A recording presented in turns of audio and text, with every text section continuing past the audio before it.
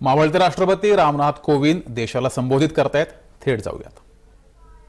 देशवासियों की सेवा करने वाले डॉक्टर व नर्स, राष्ट्र निर्माण में संलग्न वैज्ञानिक व इंजीनियर, देश की न्याय व्यवस्था को योगदान देने वाले न्यायाधीश व अधिवक्ता, प्रशासन तंत्र को सुचारू रूप से चलाने वाले सिविल सर्वेंट्स, हर वर्ग को विकास से जोड़ने में सक्रिय हमारे सामाजिक कार्यकर्ता, भारतीय समाज में आध्यात्मिक प्रवाह को बनाए रखने वाले सभी पंथों के आचार्य व गुरुजन, आप सभी ने मुझे अपने कर्तव्यों का निर्वहन करने में भरपूर सहयोग दिया है।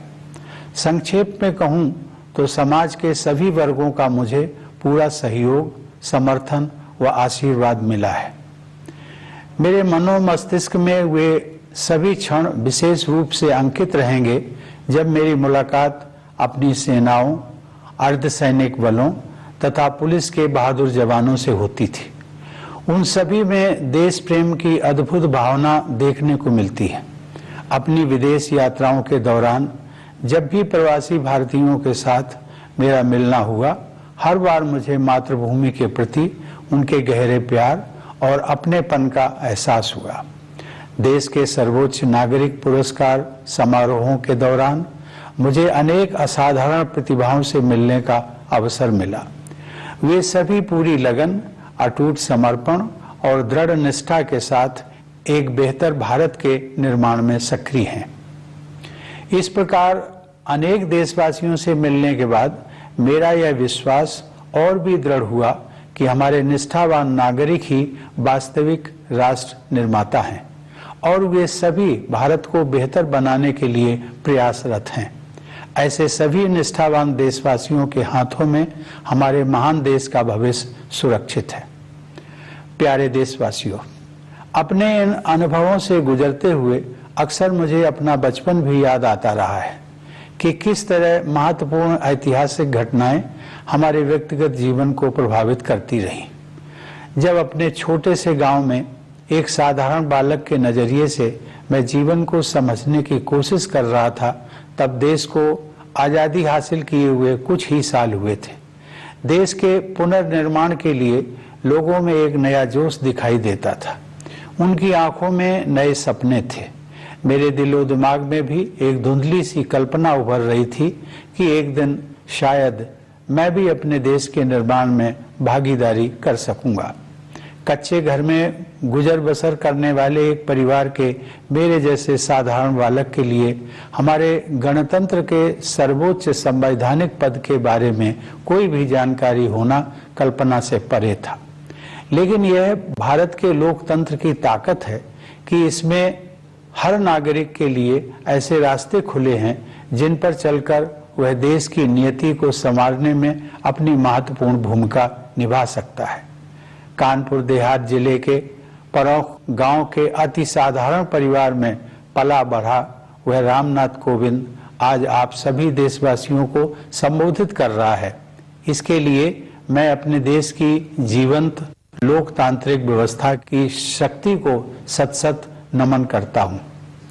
चूंकि मैंने अपने गांव का उल्लेख किया है, तो मैं इस बात का भी उल्लेख करना चाहूंगा कि राष्ट्रपति के कार्यकाल के दौरान अपने पैतृक गांव का दौरा करना और अपने कानपुर के विद्यालय में वयोवृद्ध शिक्षकों के पैर छूकर उनका आशीर्वाद लेना मेरे जीवन के सबसे यादगार पलों में हमेशा शामिल रहेंगे।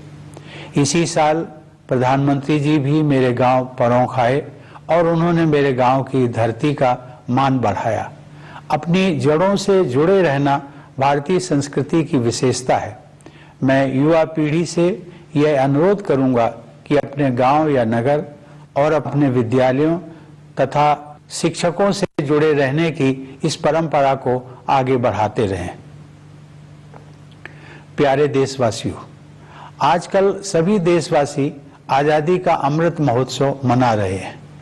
अगले महीने हम सब भारत की आजादी की 75वीं वर्षगांठ मनाएंगे।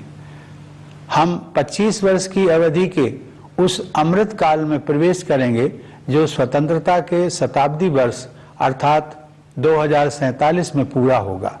ये विशेष ऐतिहासिक वर्ष हमारे गणतंत्र के प्रगति पथ पर मील के पत्थर की तरह है।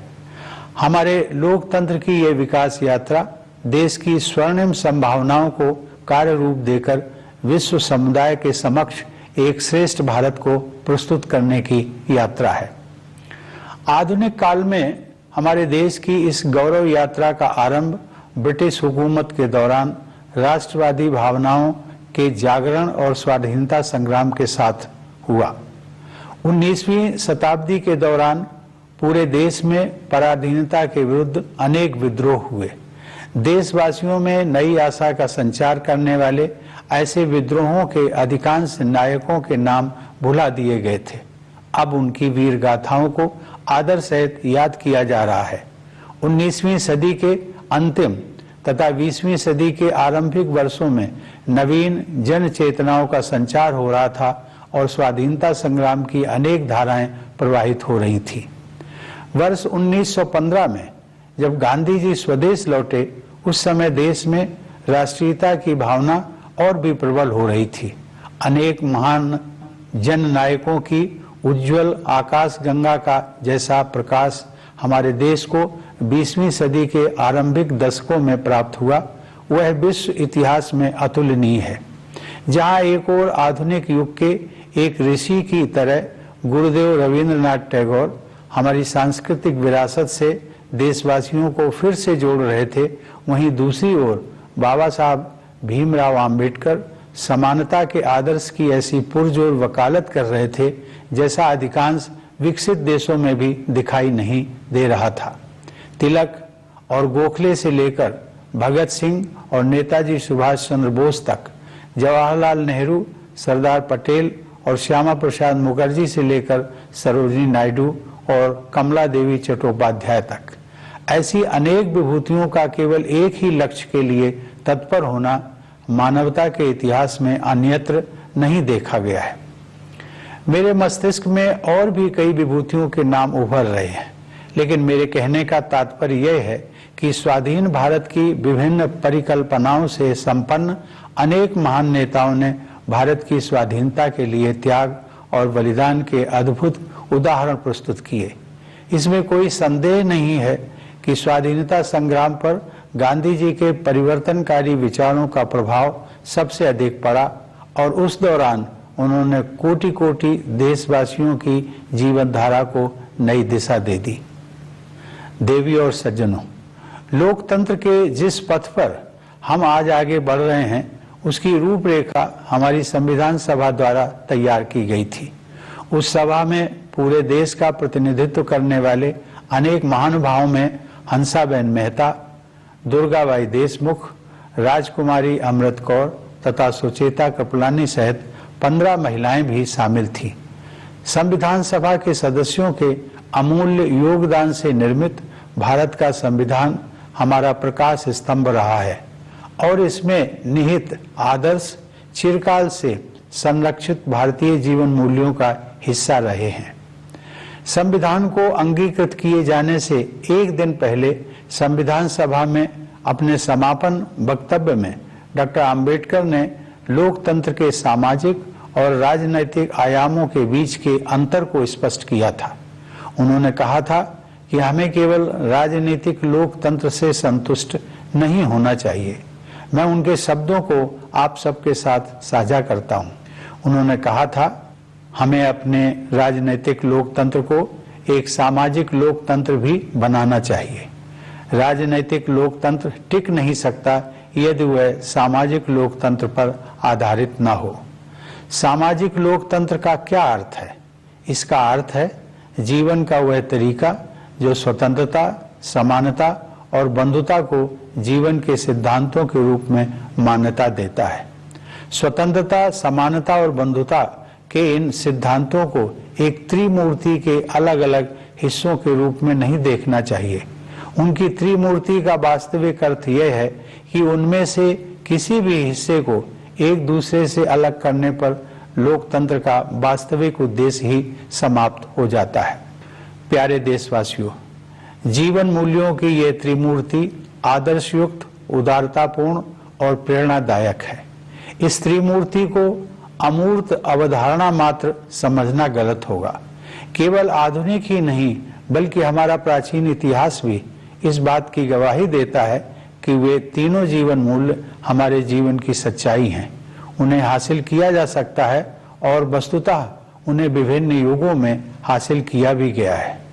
हमारे पूर्वजों और हमारे आधुनिक राष्ट्र निर्माताओं ने अपने कठिन परिश्रम और सेवा भावना के द्वारा न्याय, स्वतंत्रता, समता और बंधुता के आदर्शों को चरितार्थ किया था। हमें केवल उनके पद चिन्हों पर चलना है और आगे बढ़ते रहना है। सवाल उठता है कि आज के संदर्भ में एक सामान्य नागरिक के लिए ऐसे आदर्शों का क्या अर्थ है। मेरा मानना है कि उन आदर्शों का प्रमुख लक्ष्य सामान्य व्यक्ति के लिए सुखमय जीवन का मार्ग प्रशस्त करना है। इसके लिए सबसे पहले सामान्य लोगों की मूलभूत आवश्यकताएं पूरी की जानी चाहिए।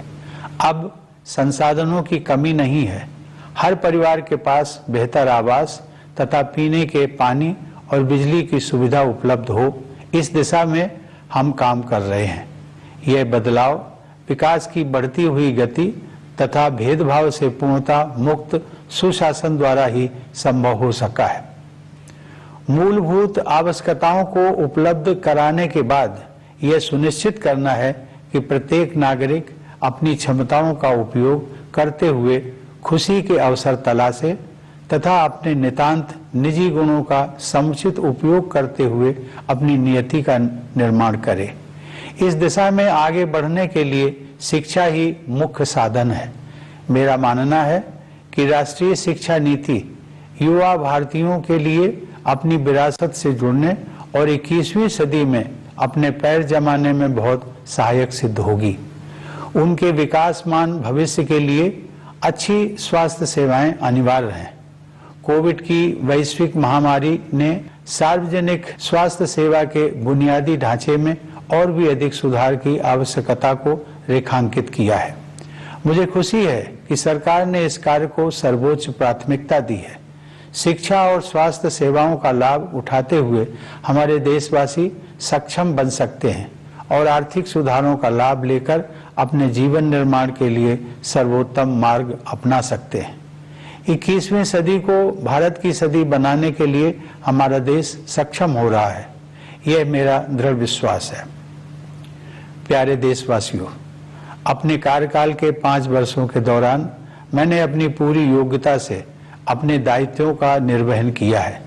मैं doctor Rajendra Prasad, doctor S Radhakrishnan और डॉक्टर APJ अब्दुल कलाम जैसी महान विभूतियों का उत्तराधिकारी होने के नाते बहुत सचेत रहा हूँ। जब मैंने राष्ट्रपति भवन में प्रवेश किया था तब मेरे तत्कालीन पूर्ववर्ती श्री प्रणब मुखर्जी ने भी मेरे कर्तव्यों के बारे में मुझे बुद्धिमत्तापूर्ण सुझाव दिए।